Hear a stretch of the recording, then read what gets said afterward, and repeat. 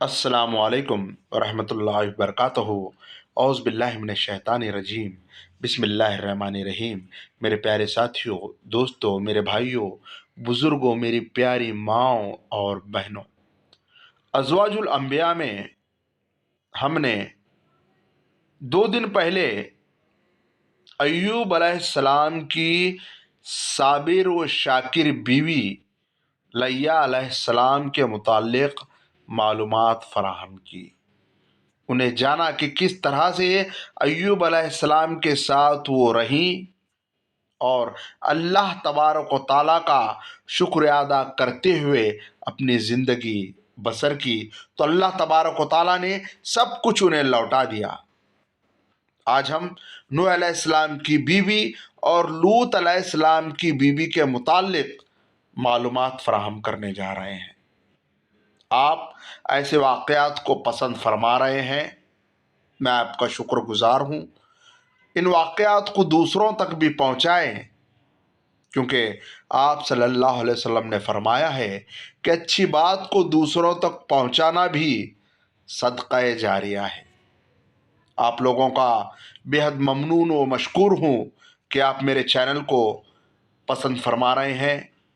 اسی طرح آپ کا ساتھ اس بھائی کے ساتھ، اس بیٹے کے ساتھ رہے، اس دوست کے ساتھ رہے۔ شکریہ، جزاک اللہ۔ اللہ کافروں کے لیے نوح علیہ السلام کی بیوی اور لوط علیہ السلام کی بیوی کا حال بیان فرماتا ہے۔ وہ دونوں ہمارے خاص بندوں میں سے 2 بندوں کے نکاح میں تھی، سو ان عورتوں نے ان دونوں بندوں کا حق ضائع کیا، تو دونوں نیک بندے اللہ کے مقابلے میں ان کے ذرا کام نہ آ سکے، اور ان دونوں عورتوں کو بوجھا یعنی کہ کافر ہونے کے حکم ہو گیا کہ اور جانے والوں کے ساتھ تم دونوں بھی دوزخ میں جاؤ۔ کافروں کے ساتھ انہیں بھی دوزخ میں بھیج دینے کا حکم ہوا۔ امام ابو زکریا یحییٰ بن زیاد الفراح رحمۃ اللہ علیہ نے فرمایا، نوح علیہ السلام اور لوط علیہ السلام کی بیویوں کو ان کے شوہروں کا ایمان کوئی نفع نہ پہنچا سکا، اور ان دونوں خواتین کا نفاق ان کے شوہروں کا کچھ نہ بگاڑ سکا۔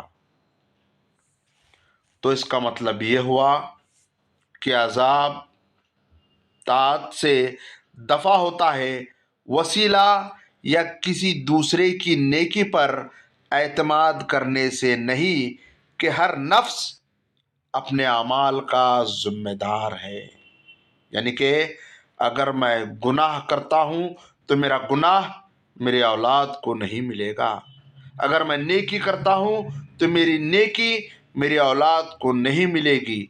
اس کی نیکی اس کے ساتھ رہے گی، میری نیکی میرے ساتھ رہے گی، میرا عمل میرے ساتھ رہے گا، اور جو اچھا عمل کرتا ہے اس کا عمل اس کے ساتھ رہے گا۔ یعنی کہ ہر نفس اپنے اعمال کا ذمہ دار ہے۔ اور اسی طرح لوط علیہ السلام کی بیوی اپنی عادتوں، خصلتوں اور بد دیانتی میں ایک بری عورت کی بدترین مثال تھی، اور اس وجہ سے اس کا انجام نہایت دردناک اور عبرتناک تھا، اور دوزخ کی آگ اس کا مقدر بنی۔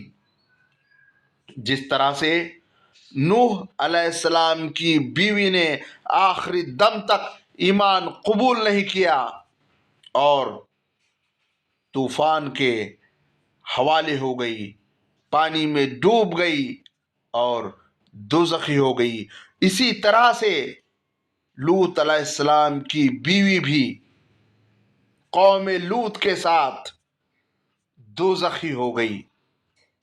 دردناک اور عبرتناک اس کا انجام ہو گیا، اور دوزخ کی آگ ان دونوں کا مقدر بن گئی۔ حالانکہ دونوں پیغمبر تھے، میسنجر تھے، لیکن ان کی بیویاں بد دیانت دار، بری خصلتوں والی، بری عادتوں والی ثابت ہوئی۔